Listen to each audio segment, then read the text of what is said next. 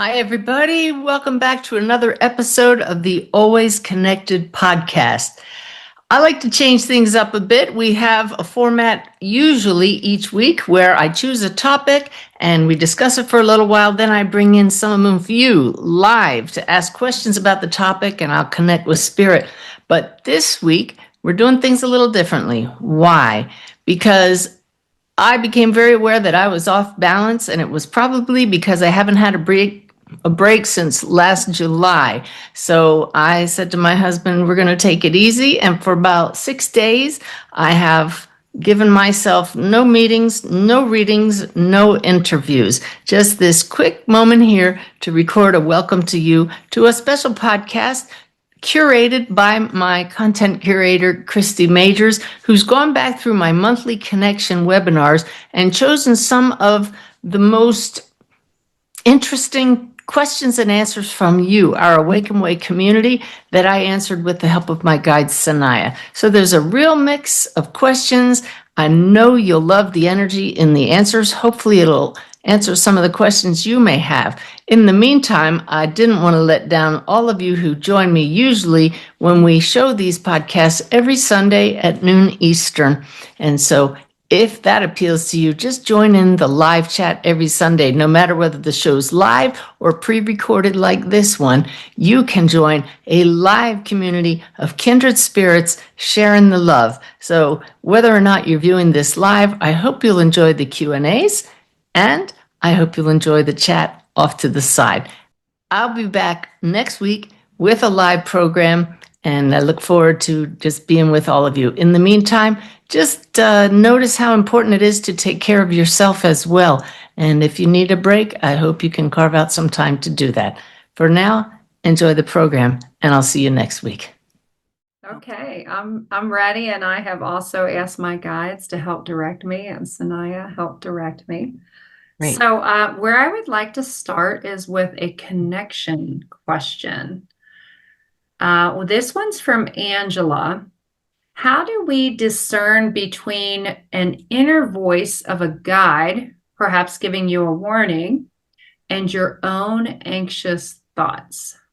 Yeah, that is a really challenging one, because when we are anxious and in fear, we go to constriction, which is also how the body reacts when there is a no answer.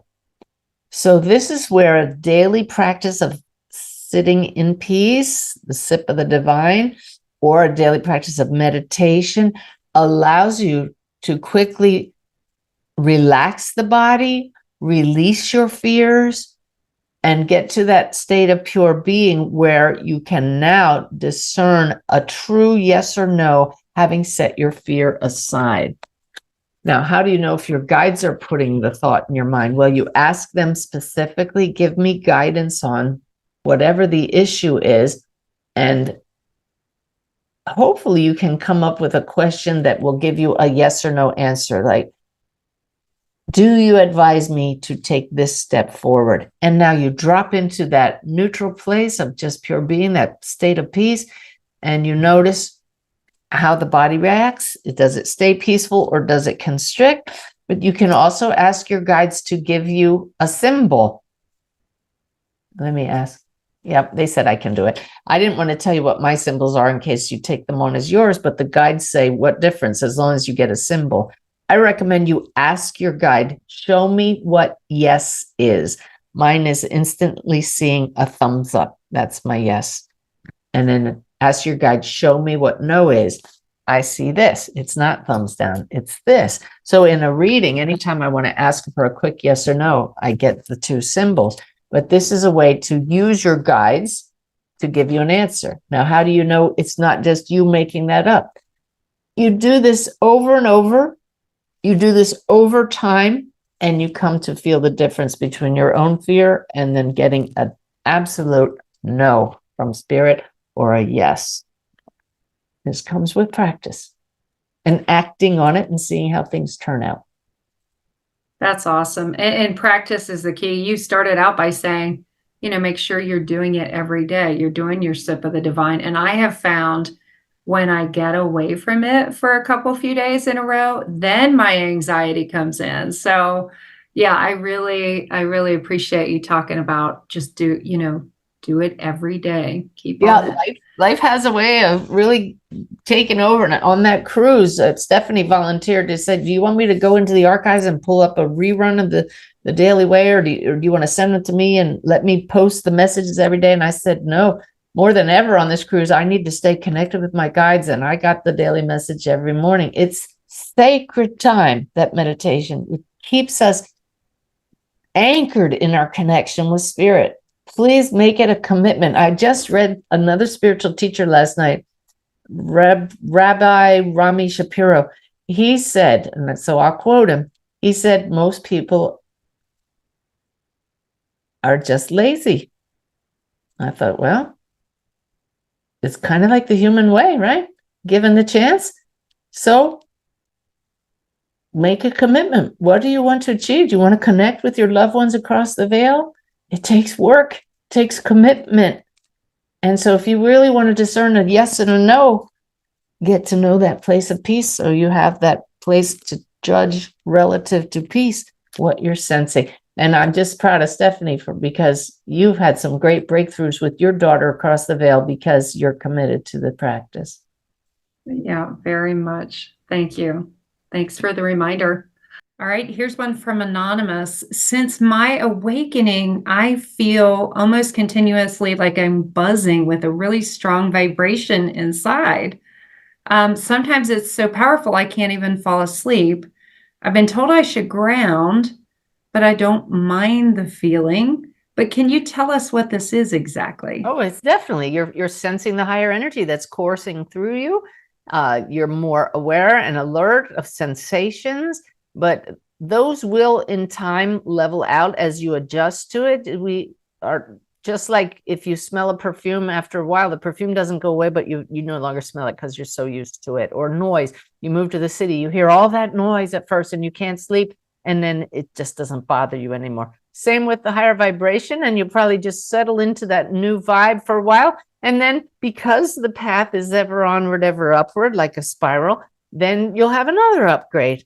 And that's why I always say it just keeps getting better. But if it becomes too bothersome, truly, you simply say to spirit, back it off a bit.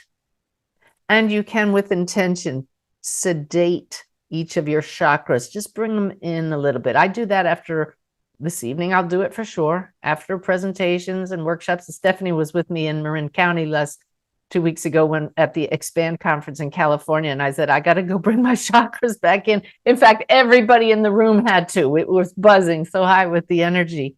So yeah, you just take your intention and ask that back off a little bit.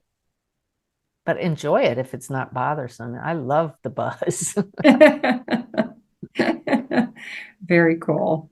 What are some ways to manage negative energy that one feels in certain locations, such as an office environment? Okay. First thing that I would recommend is changing your words. I used to call it negative energy, and I no longer do because my guides told me that our word choice is so important. You call it negative energy, and right away you don't even want to go to the office. You don't even want to go in that space. What if it's less than positive energy? Do you feel the difference right there? It's not quite optimal energy. So when we radiate the energy that we would like to feel, we're already bringing higher energy in. And the guides are saying what's most important is allowing and not resisting. So it's that, like when you say negative, you almost put up a wall when you go into work or into that space. You'll be tense already. So relax. Oh, right. Okay. They say listen carefully later when we're talking about saying yes and. So I don't want to get into that too much now. But in fact, today's daily message, I believe, talked about that, or yesterday. Yes, this energy could be better.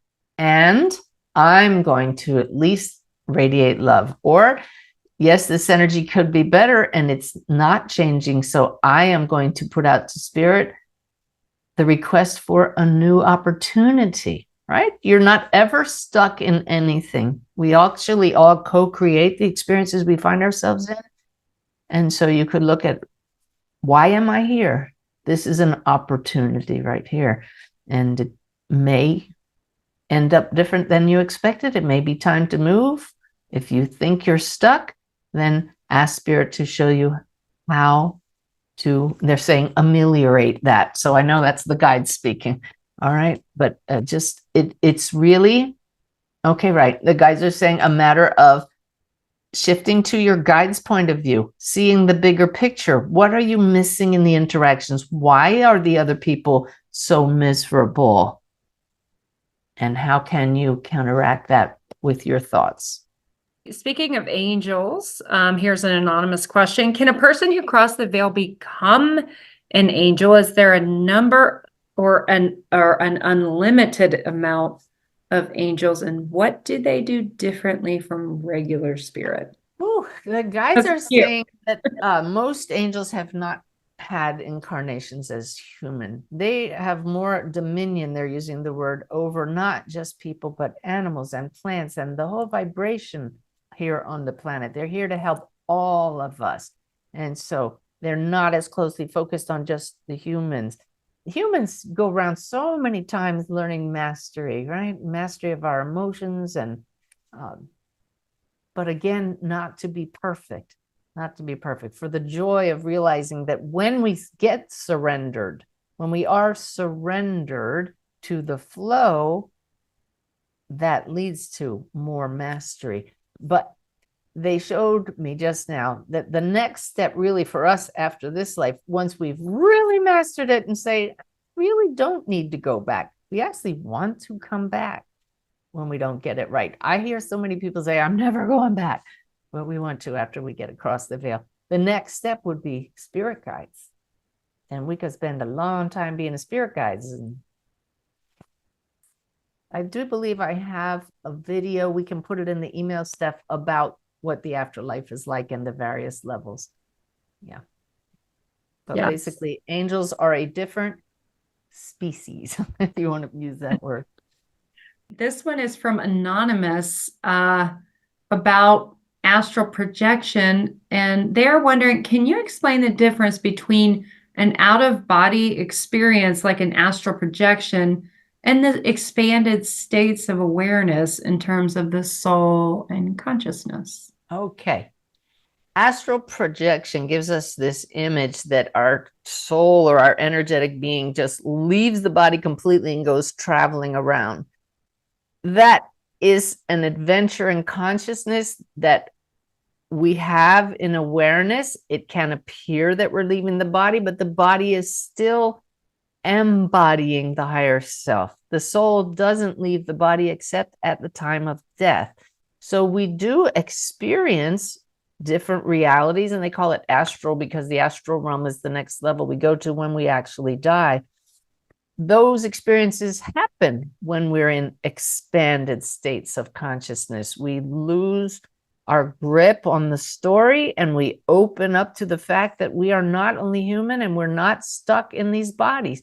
And so it becomes a dreamlike state. Don't you sometimes fly in your dreams and you just instantly, you're in a different place? A dream is a sort of astral projection, but in an actual out-of-body experience. And I put it in air quotes because we're not leaving the body. We're simply having an adventure in consciousness. We don't have to follow the same rules as in the physical world. We're instantly in other places. We experience them. We get evidence from them. So William asks, will you at some point post another full reading like you did with Lauren and her parents, Patty and Dave? I would love to, but I'm waiting for the right one. And it has to come after the fact. I don't want to go into a reading knowing I'm going to post it online, because that might change the whole energy, trying to get certain things or let the ego slip in. It just needs to be a reading that gives examples of how they're not always perfect, but yeses and nos. But the thing is, most of the readings are so personal, and I just don't have it in my heart to ask somebody to put it online because they're sacred to everybody. There was something about Patty and Dave's reading. If you haven't seen that, we'll put the email in the chat here. Not the email, the YouTube link.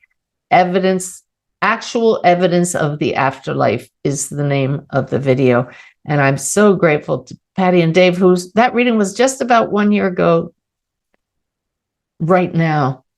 And it just absolutely changed their lives, but it was perfect. It was personal, yet there was nothing really private. That's the difference. And so I would hate to go into a reading knowing that we don't want the private stuff because we're going to make this a video. First and foremost, it's about serving the family here and in the hereafter. So should the perfect reading meet those criteria, I will ask and say, can we put this online? Yeah, good question.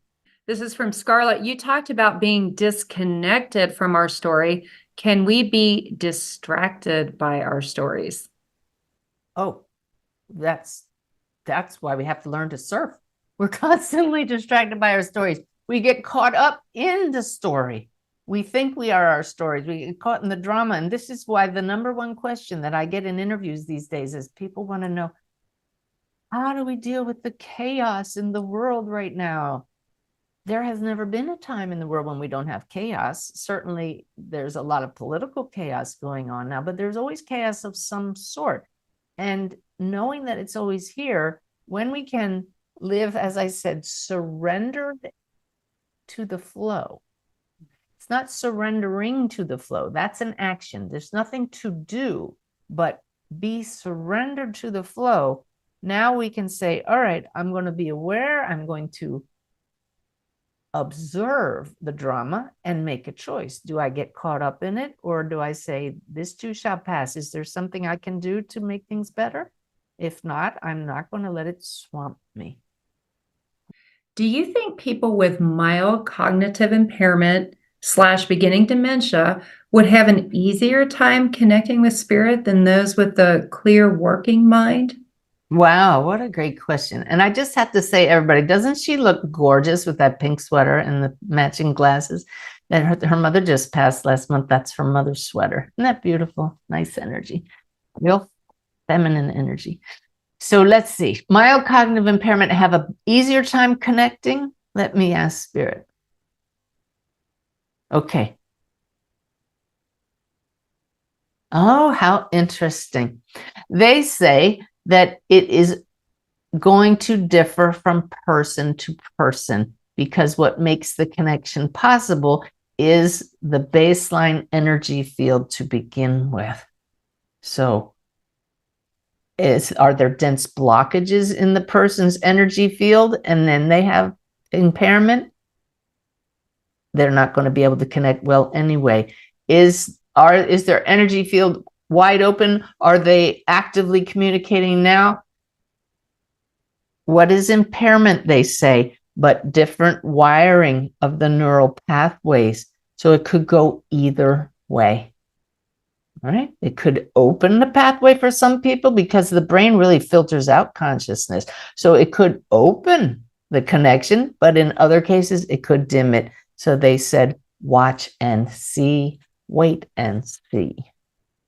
Wow, interesting. You mentioned, this one's from Deidre. You mentioned spirit from a miscarriage. I think this was earlier in the show. Is this true for people who have had abortions, and would the child that was aborted forgive the mother? It's such a good question and an important one that does not depend on one's opinions about the rightness or wrongness. I can simply factually tell you that I have brought through many souls whose opportunity to be born was aborted, and I can tell the difference simply because of symbols that they show me. And I'll say, I know that you have a child that was aborted, and that's a pretty strong statement to make, but the person will look surprised. Many times they start crying, and I say, this little soul is right here and loves you to pieces. and there is zero judgment, and they know that learning has taken place from you as a result of that choice. And you will meet this soul when you pass. They're with you now, and they will meet you when you cross, and you're just going to continue loving each other. And that has happened in every case. And I see the exact same thing with miscarriages as well. It's just a different way that they did not come into a body. All right, this one's from Carrie. And Carrie says, I'm new in all caps to all of this. I'm wondering, when meditating, would it be better to meditate with music, or should I just have silence? Oh, wow. The guides say, try it both ways and see how it works for you. That's their answer.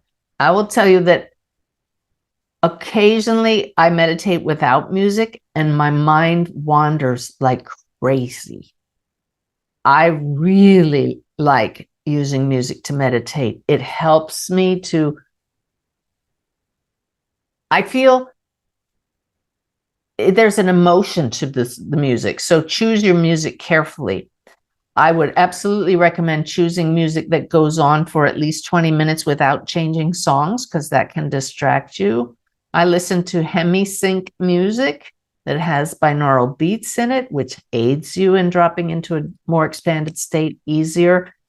And there are all kinds of music. I've settled on 5 songs that I'll go to as my go-to music because they just help me drop immediately into a state. And I know that while that music's on, oh, really? Yeah. The guides say that actually tells your subconscious mind, we're meditating now. Like I talk to the dogs, right? Like, we're going to be quiet now. Mom's doing a reading. They're saying, the guys are saying, that's what it's like for the subconscious mind. You're going to be quiet now, subconscious mind. Your person is meditating. So with that in mind, find yourself some really great music. Here's one that's great for everybody. I really love this one.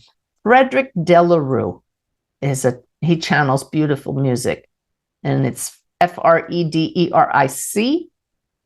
Delarue, Frenchman, Delarue. I believe he still offers this free on his homepage, but I haven't been there in a long time. But it's an hour-long piece, uninterrupted. So it doesn't mean you have to meditate an hour. It's just going to go on and on. And he wrote it to help people heal from cancer. So it's a healing vibration, but it's beautiful meditation music. I'm going to look at my phone real quick. I don't think I know the name of it, but it's on my meditation playlist. There's a key for you, right? If you do playlists, make one for meditation. No, I don't have the actual name of it in my playlist.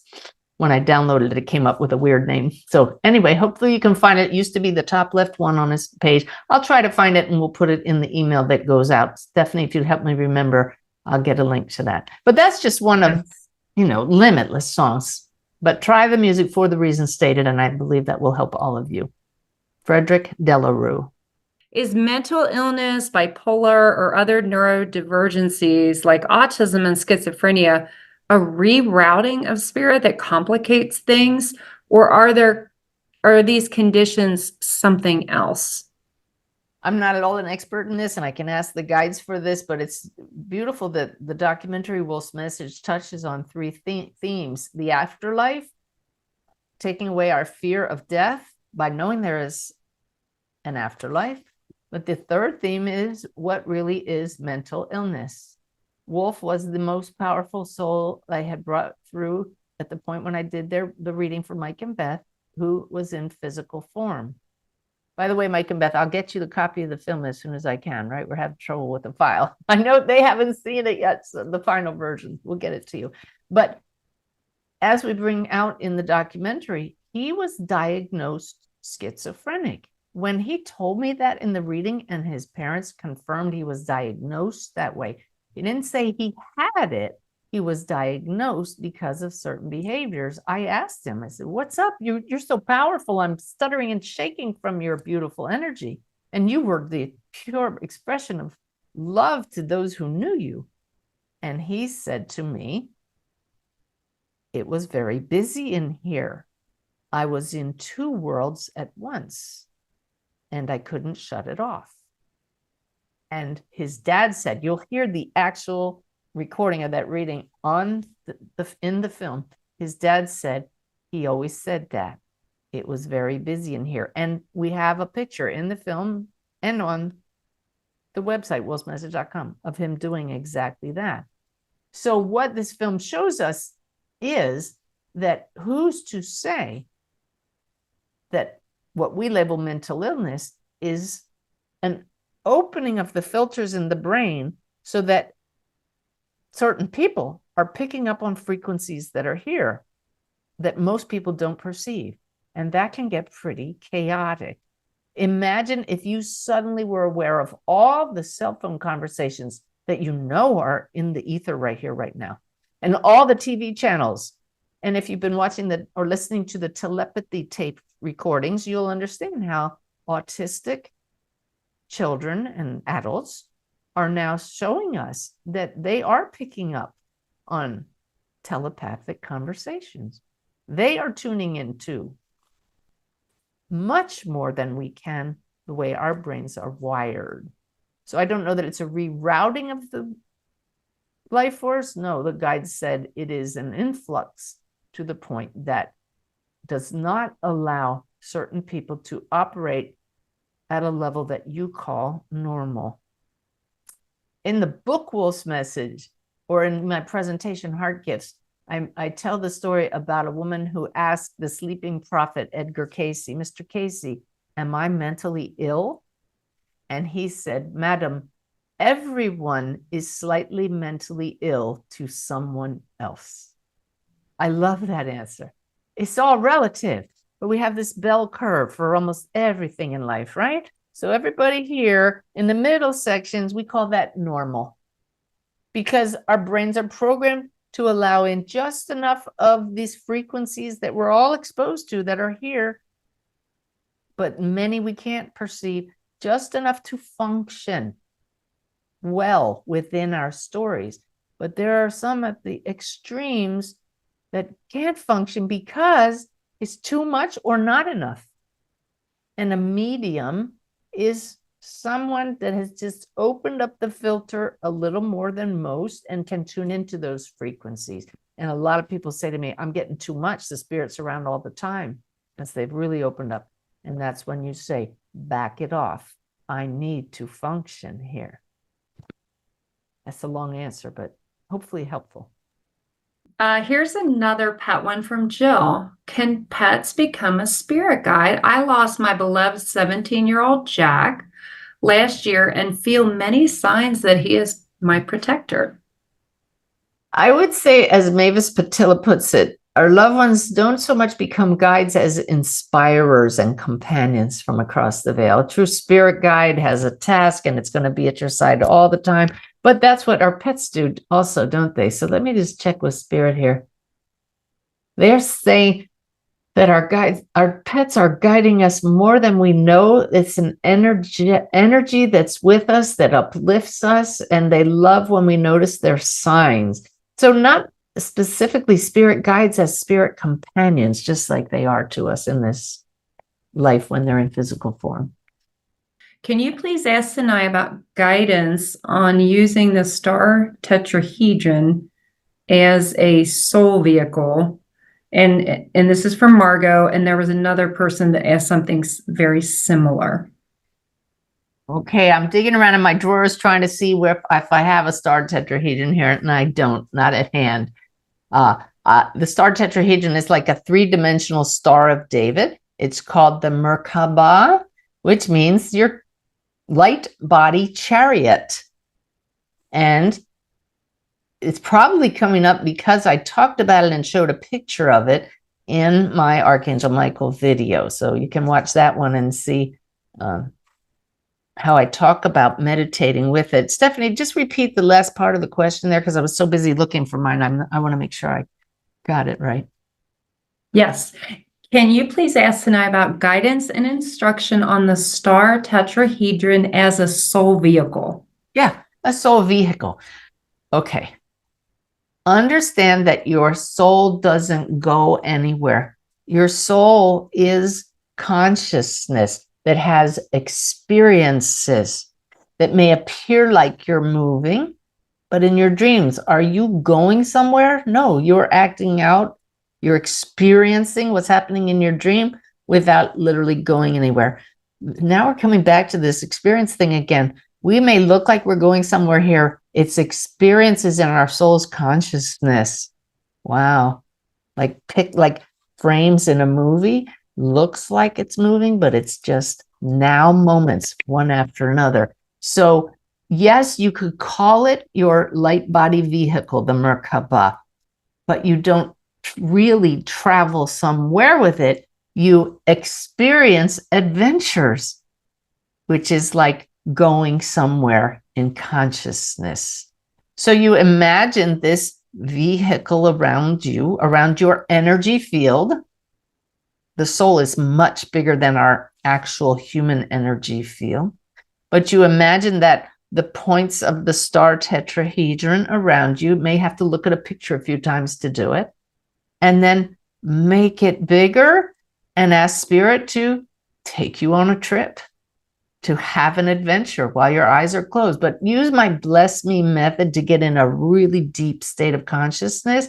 No expectation or assumptions. Turn it over to Spirit. Whatever is in my greatest and highest good, I'm ready to travel. And just know that you're not leaving your body. You can have awesome, clear adventures right here, right now, because that's all there ever is. Here and now in consciousness. This question is from Nina. When one of our loved ones crosses the veil, can our story be there to greet them in soul form, even though we're still incarnated? Oh, okay. My guides are allowing me to answer this from my story. I had the most fascinating experience when my mother passed. In meditation, I went to her. And she had such a disbelief in the afterlife. She remained in a kind of coma-like state when she first crossed. She was in a healing place, and I went to her side to tell her, you have passed now. It was so cool to have that reverse situation. And then she woke up and she was like, okay, I can get used to this. And the next thing you know, she's playing bridge with my dad across the veil, which is not a surprise. But I love that the question, Nina, was, your story. Can your story greet them? Because that's what we are. We're these characters playing roles. And our loved ones across the veil realize more than ever when the body is shed that they are the soul. And yet they continue playing the role as long as it still serves them across the veil and us. So that role will always be available if we need it, if it serves our growth. And let me ask the guides, yes. Well, there's usually not a need for us to go to them because they are so clearly present with us once they pass. All right. Wow, beautiful. Okay. This one's from Karen. Although I know I'm still connected to my dad with a bond of love, I so miss his physical expression because we were so close. How do I release this attachment of his physical being? And the guides say this will come with time. Bev just moved to a new home today, and I reminded her to sage the new place first to clear the energy. And she said, oh my God, I forgot. I'll do it right away. And I thought, oh, I hope she can find it in all the boxes, her sage. And then I said, and then it's just going to be a matter of waiting for your energy to fill that place. This is because our energy fields truly leave an imprint, and our loved one's energy is still part of our field. It fills the spaces where they used to be. It's an imprint. And the brain is used to also the pattern of experiencing their physical presence. And as much as we want to hold on to that, it does dissipate. But their presence at the soul level does not. You have to remember now, this is just learning to relate to them, our loved ones, no matter who it is, at a different level. soul to soul, you've always been connected. That energy can even grow stronger. I can't tell you how many people I've talked to who said, my loved one is closer to me now than we ever were before.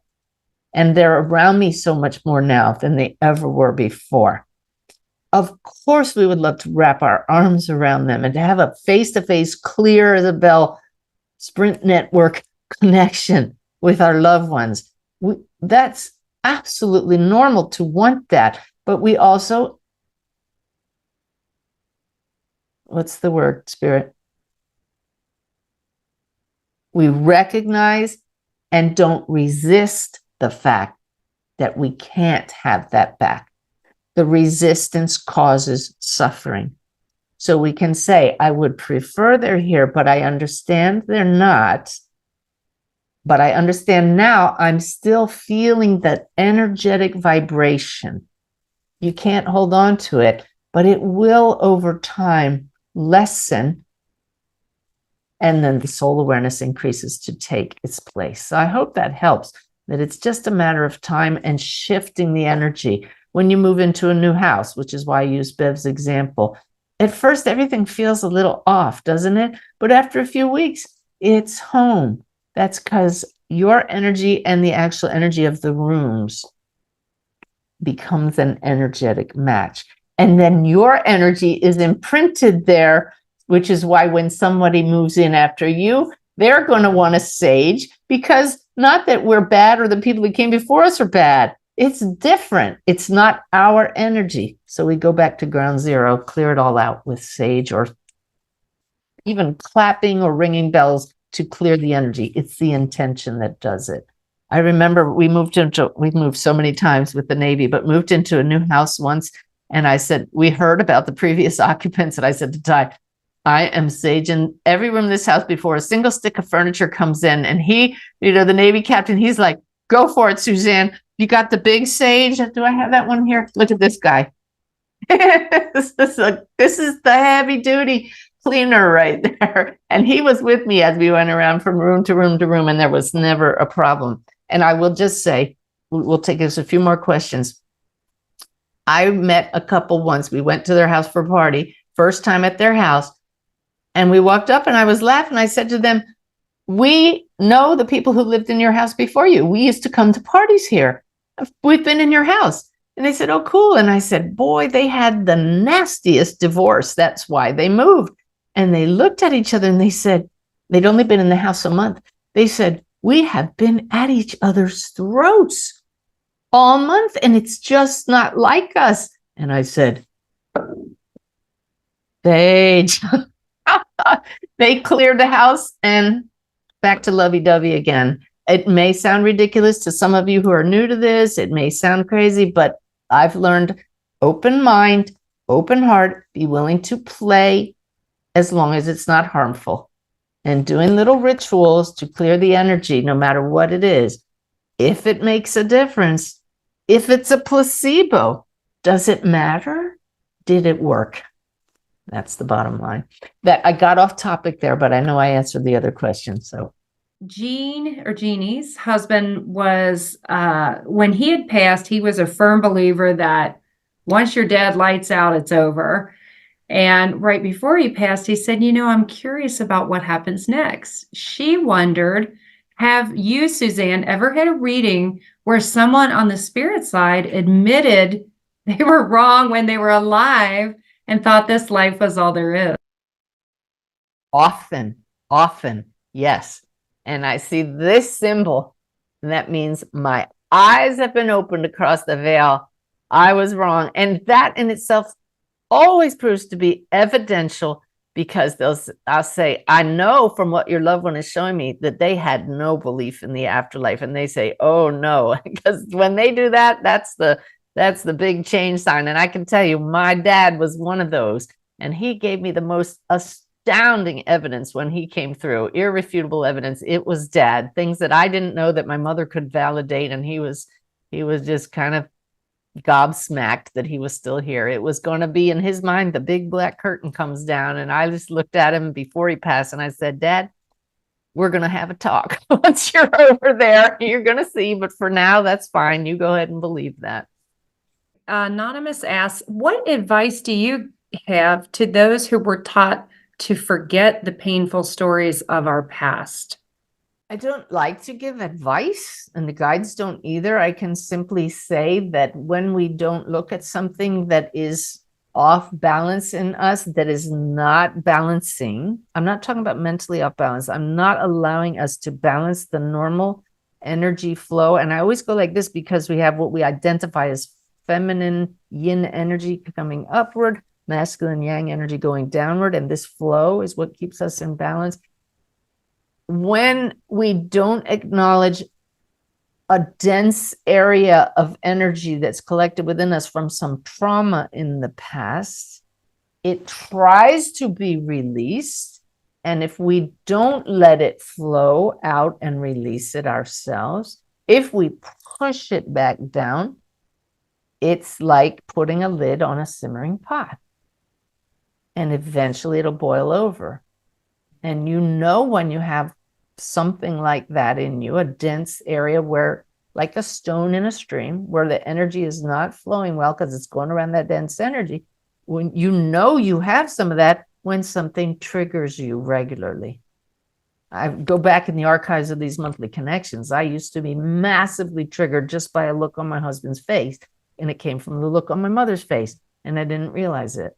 And I wasn't allowed to express anything less than positive emotions. And here he is expressing less than positive emotions. And I was triggered. So I'm so grateful that I'm way better now. I'm not perfect yet, and we may never get there. But this is why it behooves us to notice what triggers us.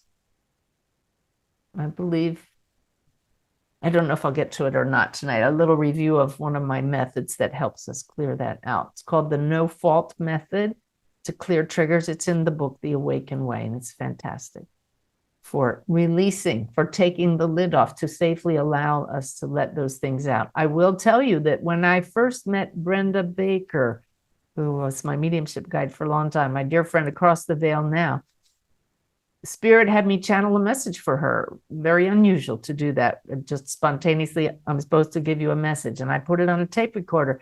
And I didn't know her at the time. And they showed me that she had been shoving down her own self-loathing and disdain from family members for years. And it was eating away at her personal power. And they said that she had issues and would have issues in that very center of her, the gut. And in fact, she had had 3 bouts of cancer right there. And I didn't know that. So dense flow of energy in you ultimately can, if not released, lead to dis-ease, which is disease, can actually lead to a physical block. I'll be showing you, I don't know when I get to it. I have to show this to you. I'll be showing you in just a minute a picture of that I shared in a couple of months ago of the reading I did for a woman, and this light from Archangel Michael came down and went right over her breast. And he showed me that she had a tumor there.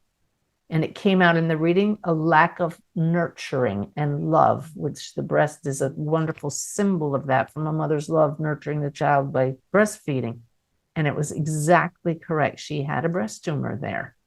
So many times you can look and say where an illness in the body is the result of underlying lack of flow, constriction in the life force from thoughts that are repeated over and over.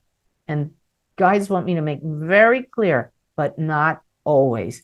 Do not blame yourself for a tumor or an illness somewhere. There are multiple reasons, but that is a major one, which is why it's great to watch our thoughts, notice when we're triggered, use an energy healer that you trust to clear that out. Clear your own energy with multiple practices for releasing them. We focus on them a lot in these webinars. But that's not advice. That's just sharing why you would want to clear that out. Do you have any advice for when a partner doesn't share your medium abilities and sometimes makes you feel like you're crazy? I love my husband, but I struggle with how dismissive he can be toward esoteric and spiritual matters. Okay. There's the lip twitch. As I'm trying to put this kindly and gently, but this is a real opportunity that there's a basic issue there if your partner is dismissive of you in any way for any issue. So I would work on the relationship part of that there. And I would ask at the basic level for a way to converse with your partner and convey the fact that every one of us wants to be heard and appreciated, even if we don't agree with everything they say. So I would start there. And maybe even a counselor for that, because relationships hopefully will be based on respect. And so the goal would be to get to the point where you can say to your partner, I know this is not something you're interested in, but this is important to me. And I know that when one really loves somebody, they want what's to support what is important to them. So I pray that whoever asked the question can use this as an opportunity to improve the basic relationship and to earn the respect that we all deserve from our partners. Okay. Thank you. Yeah. Okay. That's a tough one, though. That's why our loved ones are our greatest teachers, the people who push our buttons. I've said that from the day I started teaching, and you see it all the time.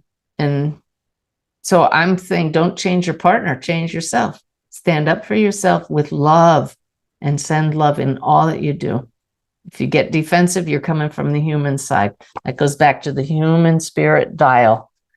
Try to balance that and bring spirit and love into everything you do. And just remember, beyond our human stories, our souls are just loving each other. Find that place in each other.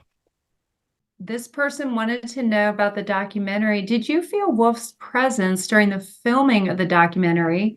Did he provide any more guidance at that time? In all honesty, Wolf has so merged into the higher beings of Sanaya that I don't feel him as the young man who came through in the reading 10, 12 years ago. So I don't specifically feel him, but this whole project has been so divinely guided. It's stunning.